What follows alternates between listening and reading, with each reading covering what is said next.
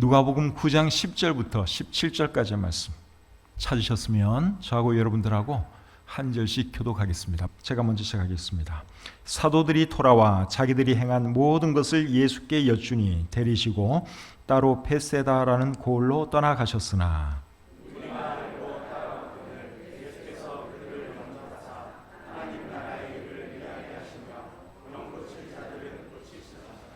날이 저물어 가매 12 사도가 나와 여짜오되 무리를 보내어 두루 마을과 촌으로 가서 유하며 먹을 것을 얻게 하소서. 우리가 있는 여기는 빈 들이니이다.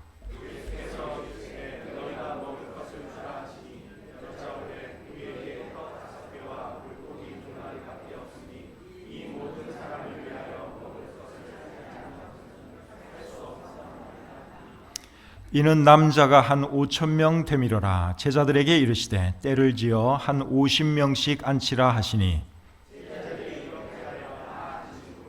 예수께서 떡 5개와 물고기 2마리를 가지사 하늘을 우러러 축사하시고 떼어 제자들에게 주어 무리에게 나누어 주게 하시니 먹고 다 배불렀더라. 그 남은 조각을 12바구니에 거두니라. 아멘. 하나님, 오늘도 저에게 좋은 날 허락해 주시고 주님을 예배하게 해주시니 감사합니다. 코로나 바이러스로 인하여 또 집에서 예배 드리는 분들도 많이 계시지만 하나님, 우리의 예배를 통해서 영광 받으시고 또 우리에게도 큰 은혜가 넘치는 귀한 시간 되도록 역사해 주시옵소서.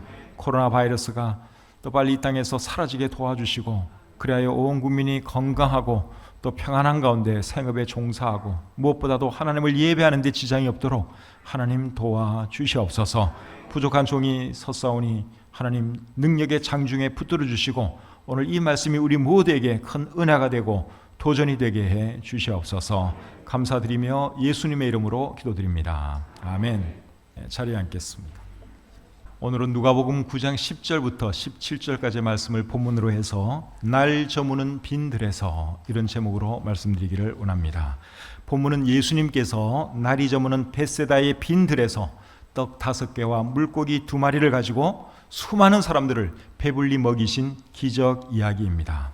예수님은 이 땅에 계셨을 때 수많은 기적을 행하셨는데 사복음서에는 35가지의 기적이 기록되어 있습니다. 실제로는 이보다 훨씬 더 많은 기적을 행하셨지만 자세하게 기록된 기적이 35가지다 그 말입니다. 그런데 예수님이 행한 35가지 기적 중에서 사복음서 모두에 기록된 기적은 딱 하나입니다. 그 기적이 어떤 기적인가 하면 오늘 우리가 살펴볼 오병이어의 기적입니다.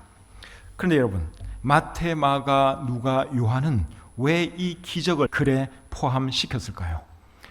첫째는 오늘 이 본문의 기적이 대단히 놀라운 사건이고, 두 번째는 이 기적에는 수많은 증인들이 있었기 때문에 특별히 이 기적을 중요하게 생각을 해서 마태, 마가, 누가, 요한 이 4사람이 다 그들이 쓴 복음서에 이 사건을 기록했다고 생각합니다.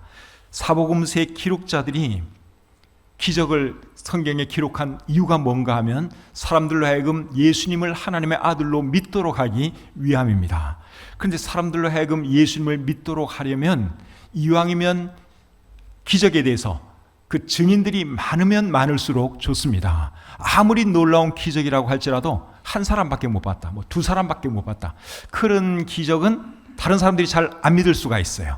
니네들이 거짓말하는 거 아니야 이러면서 믿지를 않지요. 그런데 수만 명의 사람이 그 기적을 체험했다, 그러면 안 믿을 수가 없는 것입니다. 오늘 이 오병이어의 기적을 체험한 사람들은 그 수가 10,000명이 넘습니다. 수많은 사람들이 예수님이 행하시는 오병이어의 기적을 체험했습니다. 그러니 이 기적이 여러분 얼마나 유력합니까? 그래서 마태, 마가, 누가는 한결같이 이 기적을 그들이 쓴 복음서에 기록을 하고 있는 것이죠. 그리고 그 기적을 목격한 그 많은 사람들 상당수가 사복음서가 기록될 그 당시에 살아 있었습니다. 그러니까 누가 부정을 못하는 거예요. 만약에 이것이 사실이 아니라면 사복음서가 이 세상에 나오는 즉시 폐기 처분됩니다. 물고기 2마리와 떡 5개로 수많은 사람들을 먹였다? 세상에 그런 일이 어디 있느냐? 증인이 있어? 증인이 있어? 이러면 여러분, 만약에 증인이 없다고 한번 생각을 해보세요. 그러면 이건 완전히 거짓말 되는 것이죠.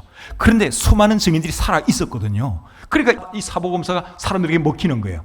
그리고 믿는 사람들이 점점 생겨나기 시작한 것입니다. 그래서 이런 것만 봐도 오늘 본문에 기록된 이 기적은 분명히 일어난 일이다 하는 것을 우리가 알 수 있습니다. 예수님의 부활 사건도 마찬가지죠. 고린도전서 15장 6절에 보시면 사도 바울이 어떤 말을 하는가 하면 예수님의 부활을 목격한 사람들이 500명도 더 된다고 말씀하고 있습니다. 그리고 그들 중에 상당수가 지금도 살아있다고 말씀하고 있습니다. 만약에 그 말이 사실이 아니라면 사도 바울이 그런 말하는 그 즉시 돌에 맞아 죽습니다. 어디서 감히 거짓말 하느냐고 돌이 막 날아오죠. 그런데 사람들이 반박을 못해요. 사람들이 사도 바울을 어쩌지를 못합니다. 왜 그런가 하면 그 당시에 실제로 예수님의 부활을 목격한 사람들이 수백 명 살아 있었거든요. 그러니까 힘이 있는 것이죠. 이제 오늘 이 본문의 내용을 보겠습니다. 베스다의 빈 들에서 날은 저무는데 예수님은 사람들에게 계속 말씀을 전하고 계십니다. 또 찾아오는 병자들을 예수님께서 고쳐주고 계십니다.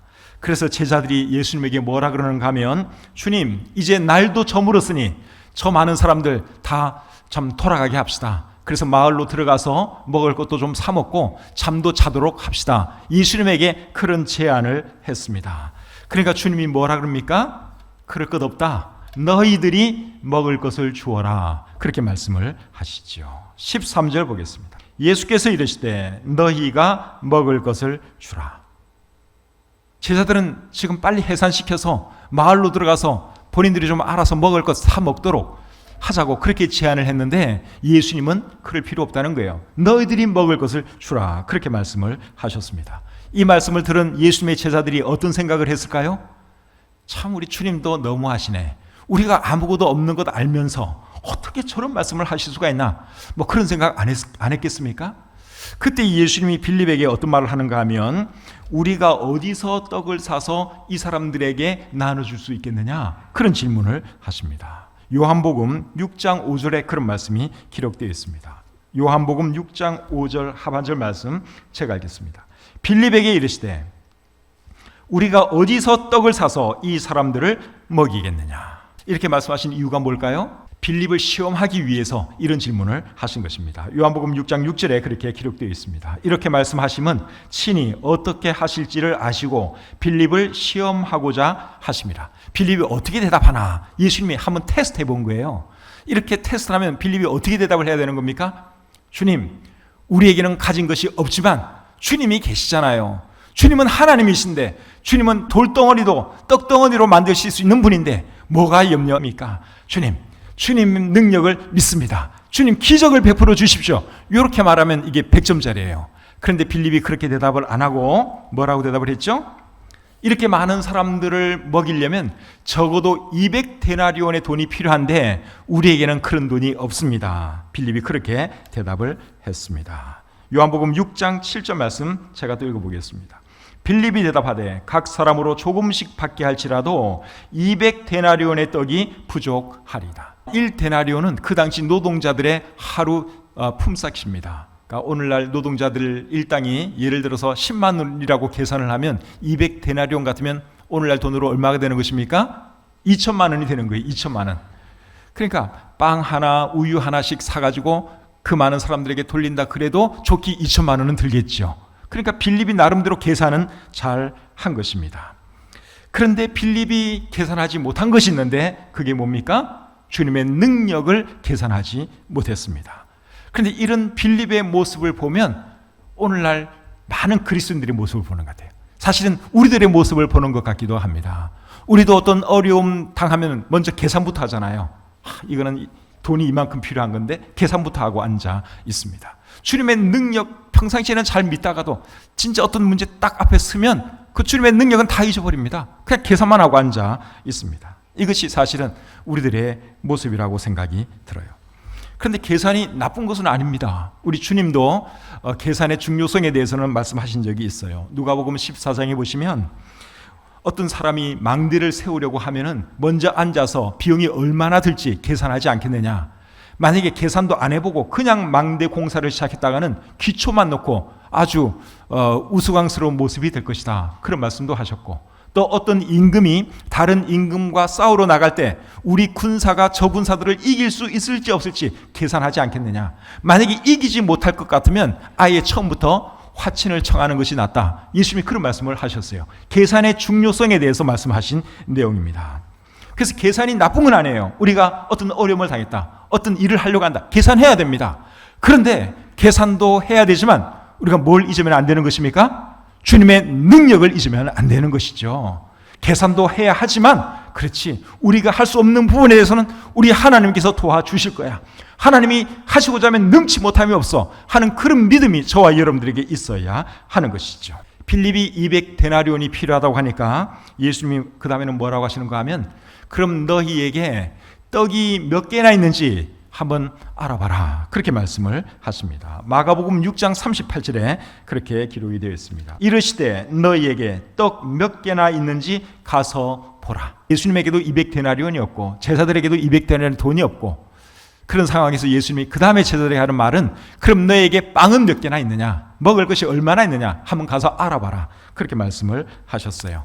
그랬더니 다른 제자들은 잘 모르겠는데 안드레라고 하는 제자는 예수님 말씀에 순종해서 막 알아보기 시작합니다. 누가 도시락을 혹시 싸왔나, 누가 떡 좀 가지고 왔나 알아봤어요. 그랬더니 한 아이가 도시락을 싸왔는데 그 도시락에 떡 5개와 물고기 2마리, 생선 2마리가 들어 있었습니다. 그래서 그 아이를 데리고 안드레가 예수님에게 나오지요. 요한복음 6장 8절 9절 말씀 제가 읽어드리겠습니다. 제자 중 하나 곧 시몬 베드로의 형제 안드레가 예수께 여짜오되 여기 한 아이가 있어 보리떡 5개와 물고기 2마리를 가지고 있나이다. 그러나 그것이 이 많은 사람에게 얼마나 되겠사옵나이까. 그러니까 안드레가 생각해도 이거는 좀 아니라는 생각이 드는 거죠. 지금 밥을 먹어야 할 사람은 10,000명이 넘습니다. 그런데 자기가 찾아낸 것은 떡 5개와 물고기 2마리. 그냥 이게 아무런 의미가 없다는 것을 생각하면서 제가 주님 말씀에 순종해서 가져오기는 가져왔는데 이게 도대체 무슨 의미가 있겠습니까? 지금 예수님에게 안드레가 그렇게 말을 하는 것이죠. 그런데 예수님은 이 작은 도시락을 가지고 이제 놀라운 기적을 베푸십니다. 14절 말씀 우리 같이 한번 읽어보겠습니다. 본문 14절입니다. 같이 읽겠습니다. 시작. 이는 남자가 한 5,000명 되밀어라. 제자들에게 이르시되 때를 지어 한 50명씩 앉히라 하시니. 그 자리에 사람이 얼마나 많이 있었는가 하면 남자가 한 5,000명 있었다 말씀하고 있죠. 그러면 여자 빼고 아이들 빼고 남자만 5,000명 있었으니까 여자들 포함시키고 아이들 포함시키면 10,000명 이상의 사람들이 그곳에 있은 거죠. 그런데 예수님이 또 뭐라고 말씀하시는가 하면 때를 지어 한 50명씩 앉게 하라, 그렇게 지시를 합니다. 그렇게 말하는 이유가 뭘까요? 이제 밥을 먹어야 되니까. 서서 밥을 먹을 수는 없잖아요. 그래서 50명씩 때를 지어서 다 앉게 만들었습니다. 때를 지어서 앉았어요. 그랬더니 예수님이 뭘 하시느냐? 식사 기도를 하십니다. 먹을 건 없어요. 그런데 예수님이 식사 기도를 하십니다. 15절 16절 보겠습니다. 제자들이 이렇게 하여 다 앉힌 후 예수께서 떡 5개와 물고기 2마리를 가지사 하늘을 우러러 축사하시고, 축사했다 하는 이 말은 영어 성경에는 bless, 축복하다 그렇게 되어 있는데 여기서는 이제 감사기도했다 하는 뜻이지요.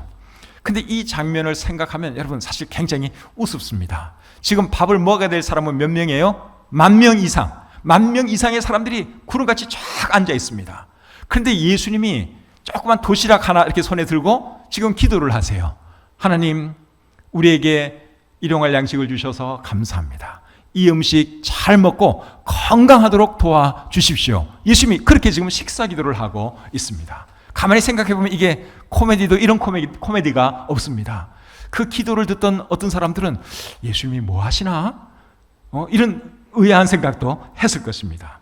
기도가 끝났어요. 그리고 예수님께서 어떻게 하시는가 하면 그 도시락을 열어서 떡 하나, 생선 하나 이렇게 제자들에게 먼저 나눠주시는 거예요. 그런데 신기하게도 예수님이 나눠주는데, 꺼내서 이렇게 나눠주는데 계속 나오는 거예요. 그 도시락에서 계속 나오는 것입니다. 제자들이 다 받았어요. 그리고 제자들은 자기네가 받은 그것을 가지고 또 사람들에게 돌아다니면서 하나씩 꺼내줍니다. 그런데 꺼내줘도 계속 나오는 거예요.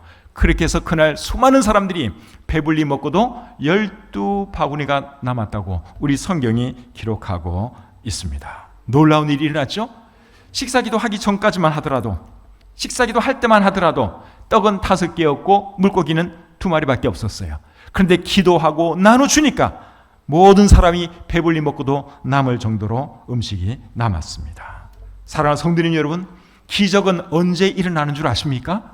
오늘 이 본문을 통해서 5가지로 정리해 볼 수 있습니다. 기적은 언제 일어나느냐? 첫째는 주님 바라볼 때 기적이 일어납니다.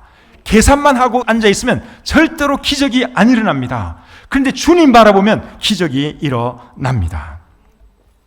여러분들이 어렵고 힘든 일 당할 때 여러분 상황만 생각하지 마시고 여러분들이 가지고 있는 그것만 생각하지 마시고 능력의 주님을 바라보시기를 바랍니다. 계산만 아무리 한다고 해서 답이 안 나와요. 근데 주님 안에 답이 있다고 하는 것을 믿으시고 주님을 바라보시는 저와 여러분들이 되시기를 바랍니다.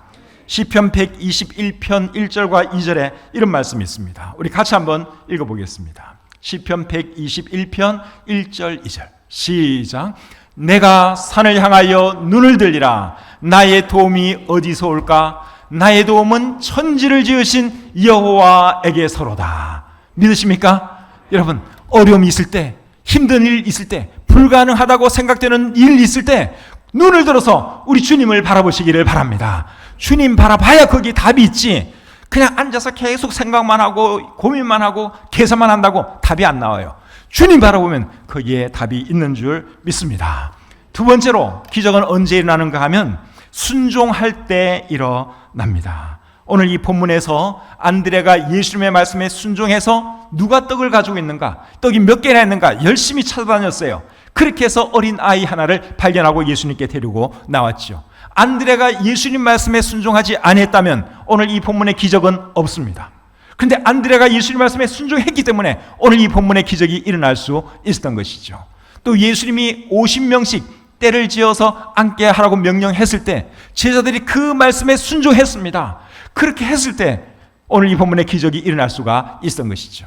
그런데 제자들이 예수님께서 앉히라고 말을 하는데도 앉힌들 뭐가 나오나? 이런 식으로 생각했다면, 그리고 순종하지 않았다면 오늘 이 본문의 기적 안 일어나는 거예요. 안드레가 순종했고 제자들이 순종하니까 그 다음에 이제 예수님께서 기적을 베풀어 주신 것이죠. 기적은 언제 일어나느냐? 순종할 때 일어나는 것입니다. 가나의 혼인잔치를 한번 생각해 보실까요? 가나의 혼인잔치에서 포도주가 다 떨어졌어요. 그때 이제 예수님께서 기적을 행하시는데 물을 변하여 포도주로 바꾸는 그런 기적을 행하셨지요. 그런데 어떻게 그 기적이 일어나게 되었느냐? 하인들이 예수님 말씀에 순종했기 때문에 그 기적이 일어날 수 있었던 것입니다. 예수님이 하인들에게 빈 항아리에 물을 다 채우라고 명령했어요. 그런데 하인들이 순종했습니다. 다 채우니까 그 다음에 예수님이 또 어떻게 말씀하셨는가 하면 그 물을 떠서 연회장에게 갖다 주라고 말씀을 합니다. 그런데 하인들이 또 그 말씀에도 순종을 해요. 그렇게 했을 때 물이 변하여 포도주가 되는 그런 놀라운 기적이 일어났던 것입니다. 하인들의 순종이 없었다면 그 기적 일어나지 않습니다. 여리고성이 어떻게 무너졌는지 여러분 다 알고 계시죠? 하나님께서 이스라엘 백성들에게 6일 동안 매일 한 바퀴씩 여리고성을 말하지 말고 돌라 그랬어요. 그리고 마지막 7일째는 7바퀴를 돌고 양등나팔을 불라고 말씀을 했습니다. 그렇게 하면 여리고성이 무너져 내릴 거라고 말씀을 해 주셨어요. 이게 상식적으로는 말이 안 되는 이야기예요. 그런데 이스라엘 백성들이 그 하나님의 말씀에 순종했습니다. 매일 아침마다 한 바퀴씩 돌았습니다. 6일간 그렇게 돌고 7일째는 7바퀴를 돌았습니다. 그리고 마지막 순간에 나팔을 크게 부르더니 그 견고한 여리고성이 순식간에 무너져 내렸습니다. 순종한 결과가 그렇게 나타났습니다. 이렇게 돈다고 해서 이 성이 무너지나? 금이 가나? 이렇게 생각하면 기적이 아니라는 거예요. 근데 하나님 말씀에 순종하니까 기적이 일어난 것이죠. 나만 장군 이야기 아시죠? 나만 장군은 장군이지만 나병 환자였어요. 근데 이분이 어떻게 그 나병을 고칠 수가 있었느냐? 엘리사 선지자가 요단 강물에 가서 7번 씻으라고 말씀을 해 주었습니다. 그런데 이 나만 장군이 그 말이 믿어지지가 않는 거예요. 돌아갈까 하다가 하인들이 하도 그냥 믿자 본전이니까 한번 해봅시다. 주인님 한번 해보세요. 권유하니까 마지못해 순종을 했습니다. 순종했더니 정말 아이와 같이 깨끗한 몸으로 변화되었다고 우리 성경이 기록하고 있습니다. 성경에 기록된 모든 기적들을 한번 잘 보세요. 언제 이 기적들이 일어나느냐? 순종할 때 기적이 일어나는 것을 볼 수 있습니다. 오늘날도 마찬가지예요. 순종할 때 기적은 일어나는 것입니다. 하나님께서 여러분들에게 말씀하시고 여러분의 마음속에 도전을 주시면 그 말씀에 순종하시기를 바랍니다. 그래야지 일이 일어나는 겁니다.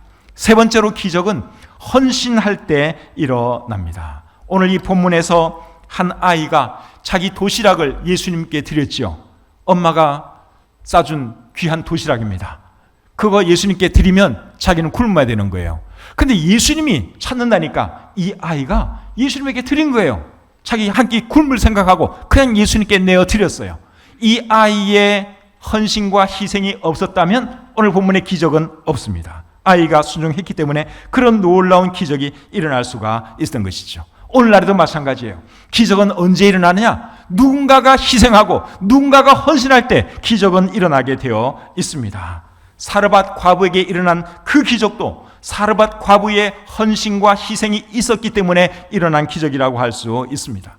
마지막 남은 그 밀가루 조금 가지고 그리고 기름 조금 가지고 이제 마지막 떡 하나 해먹고 자기 아들하고 굶어 죽기를 기다려야 하는 그 상황에서 선지자가 나타나서는 그 떡을 먼저 나에게 가져오라고 말을 합니다. 그렇게 했을 때 이 사르밧 과부가 엘리야 선지자의 말에 순종을 하죠. 그래서 정성껏 만들어서 선지자에게 갖다 드렸습니다. 그렇게 했을 때 여러분 어떤 일이 일어났죠? 통에 가루가 마르지 아니하고 병에 기름이 마르지 아니하는 놀라운 기적이 일어나서 엘리야와 그 과부의 아들 그리고 과부가 참 오래오래 행복하게 잘 먹고 지낼 수 있었다고 우리 성경이 기록하고 있죠. 희생하니까 헌신하니까 그런 기적이 일어날 수 있었던 것입니다. 우리 교회가 건축을 한 것도 저는 기적이라고 생각을 하는데요. 우리 교회가 어떻게 이런 놀라운 기적을 만들어낼 수 있었느냐?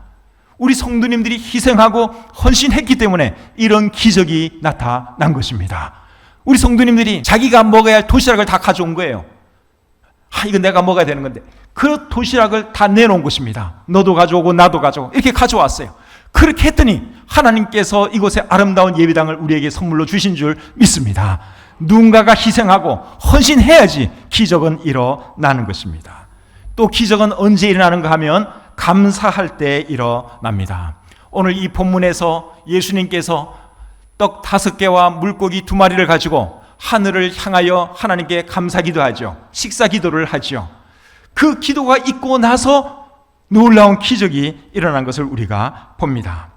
그래서 여러분 기적은 언제 일어나느냐? 먼저 감사할 때 일어나는 것입니다. 예수님이 이미 10,000명 넘는 사람이 먹는 떡, 생선을 마련해놓고 기도한 게 아닙니다. 없는 가운데서 미리 감사기도 한 거예요. 그냥 하나님 주실 줄 믿습니다. 감사합니다. 기도했더니 놀라운 기적이 일어나는 것을 우리가 보고 있죠.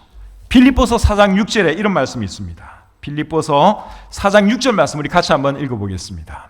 시작. 아무것도 염려하지 말고 다만 모든 일에 기도와 간구로 너희 구할 것을 감사함으로 하나님께 아뢰라. 하나님께 아뢰는데 어떤 자세로 하나님께 아뢰라고요? 감사함으로, 감사하는 마음으로 필요한 것을 하나님께 아뢰라고 말씀하고 있지요. 감사함으로 하나님께 아뢰면 어떤 일이 일어나는데요? 하나님께서 그 기도 이루어 주시지요. 마가복음 11장 24절에서 예수님은 또 이렇게 말씀을 하십니다. 무엇이든지 기도하고 구하는 것은 받은 줄로 믿으라. 그리하면 너희에게 그대로 되리라. 그러니까 미리 받은 걸로 생각하고 그렇게 하나님께 그런 마음으로 기도하라고 우리 예수님이 말씀하고 계십니다. 받을 줄로 믿으면 감사하게 되겠죠? 그리고 감사하면 하나님께서 이루어 주시는 것입니다. 그래서 여러분 이 감사가 굉장히 중요해요. 감사하는 거. 없어도 먼저 감사하고 보는 거. 이게 믿음 생활에 있어서 정말 중요한 것입니다. 데살로니가전서 5장 16절부터 18절에는 이런 말씀이 있죠. 항상 기뻐하라. 쉬지 말고 기도하라. 범사에 감사하라. 이것이 그리스도 예수 안에서 너희를 향하신 하나님의 뜻이니라. 저는 이 말씀을 제 개인적으로 어떻게 생각하는가 하면 기적을 부르는 삶의 비결이라고 생각합니다. 기적을 부르는 삶의 비결이 뭐냐? 이 말씀이에요. 항상 기뻐하고 쉬지 말고 기도하고 범사에 감사하는 것. 그렇게 살면 하나님께서 복 주십니다. 삶의 기적이 일어나도록 도와주십니다. 근데 반대로 늘 우울하고 늘 염려하고 늘 불평불만하면 될 일도 안 됩니다. 그런 사람은 될 일도 안 됩니다. 근데 먼저 감사하는 거예요. 어려워도 기뻐하는 거예요. 그리고 하나님께 기도하고 그러면 하나님이 도와주시죠. 하나님께서 그 삶에 기적이 일어나게 해 주시는 것입니다. 그래서 기적을 부르는 삶의 비결이 뭐냐? 따라하세요. 항상 기뻐하라. 쉬지 말고 기도하라. 범사에 감사하라. 여러분들 삶에 좋은 일 많이 일어나기를 원하고 정말 기적 같은 일들이 일어나기를 원하면 이 말씀 실천하세요. 이 말씀 실천하시면 여러분들 삶 잘 풀립니다. 근데 안 되기를 원한다, 꼬이기를 원한다, 요 반대로 하시면 돼요. 늘 우울하게 살아가세요. 인상 팍 쓰고 살아가시고 늘 염려하시고 고민하시고 그렇게 살면 여러분 그 인생 진짜 그 안 좋은 인생 됩니다. 없어도 감사하는 거예요. 주실 거 바라보면서 감사하고 해피하게 살고 기쁘게 살아가고 주님이 살아계시는데 염려할 거 있으면 염려 대신 기도하고 그러면 여러분 하나님께서 모든 것 술술 풀어주시고 놀라운 일들이 여러분들 삶 가운데 이루어지도록 해주실 것을 믿습니다. 마지막으로 기적은 언제 일어나는가 하면 나눌 때 일어납니다. 언제 일어난다고요? 나눌 때. 기적은 나눌 때 일어나는 거예요. 오늘 이 본문에서 기적이 실제적으로 일어난 그 시점은 언제였는가 하면 예수님이 기도 마치고 나눠주시는 그 순간에 일어났습니다. 나눌 때 일어났어요. 예수님이 식사기도 딱 마치고 제들에게 도시락에 있는 그 내용물을 하나씩 나눠줘요. 떡 나눠주고 생선 나눠주고 12제자에 그렇게 다 나눠주는 거예요. 나눠주는데도 신기하게 끝이 나지 않는 거예요. 계속 나오는 거예요. 어느새 제자들의 바구니가 가득 찼습니다. 제자들은 그 바구니를 들고 돌아다니면서 사람들에게 나눠주는 거예요. 또 그런데 그 바구니에 생선과 떡이 줄어들지가 않는 거예요. 그래서 수많은 사람들이 배불리 먹고 그러고도 12광주리가 남을 수가 있었던 것이죠. 기적은 언제 일어나느냐? 나눌 때 일어나는 것입니다. 누가복음 6장 38절에 이런 말씀이 있습니다. 주라 그리하면 너에게 줄 것이니 곧 후히 되어 누르고 흔들어 넘치도록 하여 너희에게 안겨주리라. 나누면 하나님께서 채워주겠다. 그렇게 말씀하고 있습니다. 근데 나누지 않고 그냥 자기 거 꼭 껴안고 있으면 여러분 기적이 안 일어나요. 그냥 늘 고자랍니다. 그거예요. 그런데 가슴을 열고 과감하게 자기 걸 나누는 거예요. 필요한 사람에게 나눠주는 거예요. 그러면 또 어느새 내 바구니가 또 채워집니다. 그렇게 해서 나도 풍성해지고 다른 사람도 풍성해지는 것이죠. 이게 하나님의 법칙이에요. 근데 움켜쥐기만 하는 사람, 줄 줄 모르는 사람, 그런 사람은 하나님께서 더 이상 주시질 않으세요. 그러나 자꾸만 퍼주고 남들 삶을 윤택하게 해주는 이런 사람들은 하나님께서 채워주십니다. 잠언 11장 24절 25절에 이런 말씀이 기록되어 있어요. 흩어 구제하여도 더욱 부하게 되는 일이 있나니 과도히 아껴도 가난하게 될 뿐이니라. 구제를 좋아하는 자는 풍족하여질 것이요 남을 윤택하게 하는 자는 자기도 윤택하여지리라. 다른 사람을 윤택하게 만들어주고 다른 사람을 행복하게 만들어주면 하나님께서 그 사람 더 풍성하게 채워주세요. 더 행복하게 만들어 주십니다. 여러분 이 하나님의 법칙을 여러분 잊지 마시기를 바랍니다. 항상 먼저 베푸세요. 먼저 주시고 나누세요. 그러면 하나님께서 여러분의 삶을 더 풍성하게 해 주십니다. 여러분 중에 어려움 있는 분이 계십니까?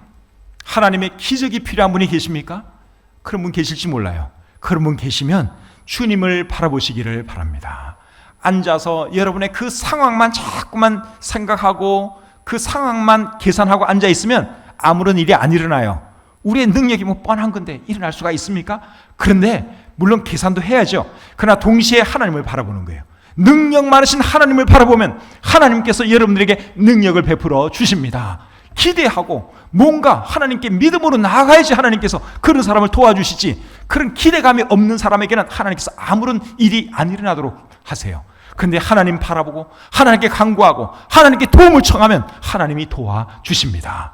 우리 하나님께서 하시고자 하면 정말 사람이 상상도 못하는 그런 방법으로도 얼마든지 놀라운 일이 일어나게 해주시는 분인 걸 여러분 알고 계시죠? 이스라엘 백성들이 광야를 통과할 때 먹을 것이 어디 있습니까? 광야에. 그런데 하나님이 어떻게 그들을 먹여주셨느냐? 만나를 내려주시고 메추리 떼를 어디서 날아오게 해가지고 그들이 배불리 먹을 수 있도록 해주셨습니다.